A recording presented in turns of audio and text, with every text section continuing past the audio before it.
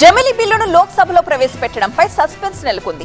Lok Sabha business షెడ్యూల్లో ఈ bill లేకపోవడం ఇప్పుడు ఉత్కంఠను కలిగిస్తోంది. మరి ఈ సమావేశాల్లోని బిల్లును ప్రవేశపెడతారా లేక వాయిదా వేస్తారా చూద్దాం. జమిలీ ఎన్నికల బిల్లుపై కేంద్రం పునరాలోచన చేస్తున్నట్టు తెలుస్తోంది. లోక్సభ బిజినెస్ జాబితా నుంచి జమిలీ ఎన్నికలకు సంబంధించిన 2 బిల్లులను తొలగించడమే ఇందుకు కారణం. వన్ నేషన్ వన్ ఎలక్షన్ బిల్లును సభలో ప్రవేశపెట్టడానికి అంతా రెడీ అయింది. కేంద్ర న్యాయశాఖ మంత్రి అర్జున్ రామ్ మేఘ్వాల్ ఈ బిల్లు పెడతారని కేంద్రం తెలిపింది. కానీ తాజాగా రివైజ్డ్ లోక్సభ బిజినెస్ జాబితాలో జమిలీ ఎన్నికల బిల్లులు మాయమైనట్టు చెప్తున్నారు. ఈ నెల 20తో పార్లమెంట్ సమావేశాలు ముగియనున్నాయి.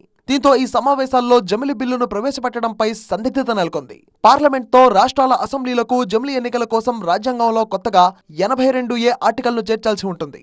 పార్లమెంట్ పదవీకాలంలో మార్పు కోసం ఆర్టికల్ 83ని, అసెంబ్లీ పదవీకాలం సవరణకు ఆర్టికల్ 172ని, ఎన్నికల నిబంధనల రూపకల్పన కోసం పార్లమెంట్కు అధికారం కల్పించే ఆర్టికల్ 327ను సవరించాల్సి ఉంటుంది. ఓఎస్ఎస్ ఫర్టిలిటీలో అమ్మ నాన్నలకి పర్సనలైజ్ ట్రీట్మెంట్ ఇచ్చారు.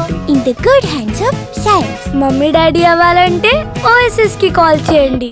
వాస్తవానికి లోక్సభ, అసెంబ్లీతో పాటే స్థానిక సంస్థల ఎన్నికలను నిర్వహించాలని మాజీ రాష్ట్రపతి రామ్నాథ్ కోవింద్ నేతృత్వంలోని కమిటీ ప్రభుత్వానికి సిఫార్సు చేసింది. స్థానిక సంస్థల ఎన్నికల అంశాన్ని కేంద్ర కేబినెట్ పక్కన పెట్టి లోక్సభ, అసెంబ్లీ ఎన్నికల కోసం రూపొందించిన 2 బిల్లులకు ఈ నెల 12న ఆమోదం తెలిపింది.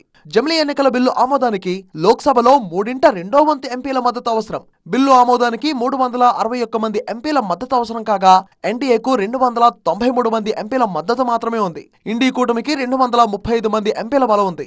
వాస్తవానికి బిల్లులను లోక్సభలో ప్రవేశపెట్టిన తర్వాత జేపీసీకి పంపిస్తారని ప్రచారం జరిగింది. జమిలీ ఎన్నికల బిల్లు ఆమోదం పొంది చట్టంగా మారితే లోక్సభ, రాష్ట్రాల అసెంబ్లీలకు 5 ఏళ్లకోసారి ఏకకాలంగా ఎన్నికలు నిర్వహించాలి. అప్పటి వరకు అధికారంలో కొనసాగాల్సిన ప్రభుత్వాలు ఏదైనా పరిస్థితుల్లో రద్దయినా ఆయా అసెంబ్లీలు, లోక్సభకు మాత్రమే 5 ఏళ్లలో మిగిలి ఉన్న కాలం కోసమే మధ్యంతర ఎన్నికలు నిర్వహిస్తారు.